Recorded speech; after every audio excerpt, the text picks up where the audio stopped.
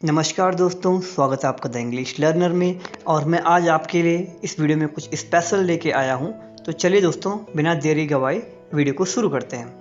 दोस्तों, आज मैं आपको बताऊंगा कि फॉलोइंग और फॉलोड बाय का यूज़ हम कहां पर करते हैं। मैं आपको कुछ सिचुएशंस बताऊंगा, इसमें कुछ सिनेरियो बताऊंगा, कुछ एग्जांपल्स बताऊंगा और ये आपको अच्छे से समझ में आ जाएगा कि फॉलोइंग और फॉलोड बाय क्या है, यहाँ इनका यूज़ कहाँ पर होता है।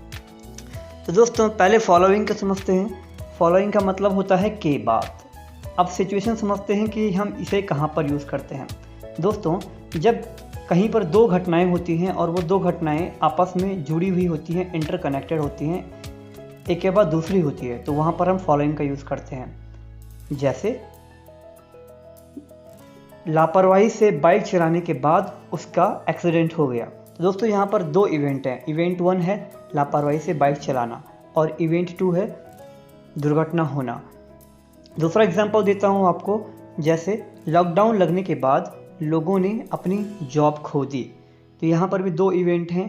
पहली इवेंट है लॉकडाउन लगना, ये पहली इवेंट है, और लोगों ने अपनी जॉब खो दी, ये दूसरी इवेंट है। तो इस तरह से जहाँ पर इस तरह की दो इवेंट आती हैं जो आपस में इंटरकनेक्टेड होती हैं, तो वहाँ पर हम फॉलोइंग का यूज़ करते हैं। दोस्तों, आई होप कि आपको ये सिनेरियो समझ में आया होगा। अब जानते हैं इसका स्ट्रक्चर। तो दोस्तों, इसके स्ट्रक्चर में सबसे पहले हम फॉलोइंग का यूज़ करेंगे, उसके बाद फर्स्ट इवेंट, उसके बाद सेकंड इवेंट। अब जानते हैं इसका एक एग्जाम्पल। जैसे following her accident she was hospitalised, उसके एक्सीडेंट के बाद उसे हॉस्पिटल में हॉस्पिटलाइज किया गया। तो फॉलोइंग को हमने एज इट इज़ उतारा। फर्स्ट इवेंट यहाँ पर हर एक्सीडेंट है, सेकंड इवेंट यहाँ पे शी वाज हॉस्पिटलाइज्ड है। तो हमने इसको इस तरीके से लिखा। और दूसरा इसी का एग्जांपल है following lockdown people lost jobs. यहाँ पर देखिए कि हमने फॉलोइंग को एज इट इज़ लिखा। फर्स्ट इवेंट यहाँ पे लॉकडाउन लगना है, सेकंड इवेंट यहाँ पे people lost jobs. First event का मतलब है कि पहले लॉकडाउन लगेगा ना, उसके बाद तो लॉक जॉब खोएंगे। तो ये आपको आई होप समझ में आया होगा। अब जानते हैं कि फॉलोइंग का एक दूसरा स्ट्रक्चर, हम इसी सेंटेंस को दूसरे तरीके से बना सकते हैं। अब हम जानते हैं इसका स्ट्रक्चर कि वो दूसरे सेंटेंस का स्ट्रक्चर कैसा रहेगा।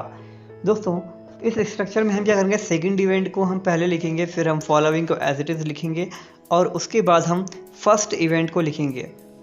चलिए देखते हैं। जैसे she was hospitalised following her accident. अब देखें, शी वॉज हॉस्पिटलाइज्ड, ये सेकंड इवेंट है। हॉस्पिटलाइज्ड वो बाद में हुई ना, तो ये सेकंड इवेंट है। फॉलोइंग को हमने एज इट इज़ उतारा और हर एक्सीडेंट फर्स्ट इवेंट है, क्योंकि उसका एक्सीडेंट पहले हुआ था।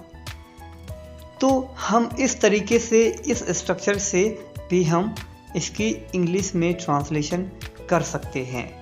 अब मैं आपको बताता हूँ इसका दूसरा सेंटेंस कैसा रहेगा दोस्तों। लेकिन चलिए दोस्तों, इसका दूसरा सेंटेंस देखते हैं। दूसरा है people lost jobs following lockdown.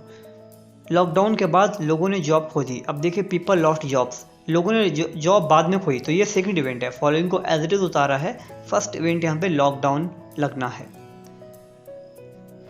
तो आई होप कि ये आपको कॉन्सेप्ट क्लियर हो गया होगा कि फॉलोइंग का यूज़ हमें कहाँ पर करना है।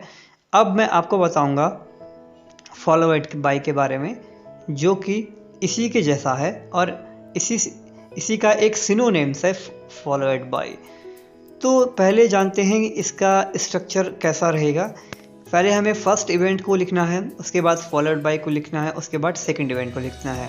एग्जाम्पल देखते हैं। जैसे day is followed by night, day दिन के बाद रात आती है। डे इसमें फर्स्ट इवेंट है, followed by as it is लिखा है, नाइट इसमें सेकंड इवेंट है। अब जानते हैं दूसरा एग्जाम्पल इसी का, for the ease of understanding.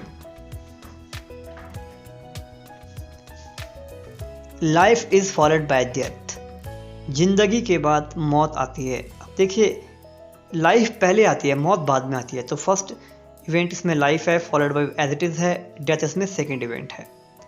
अब दोस्तों, मैं आपके लिए कुछ सेंटेंसेस हैं जो आपको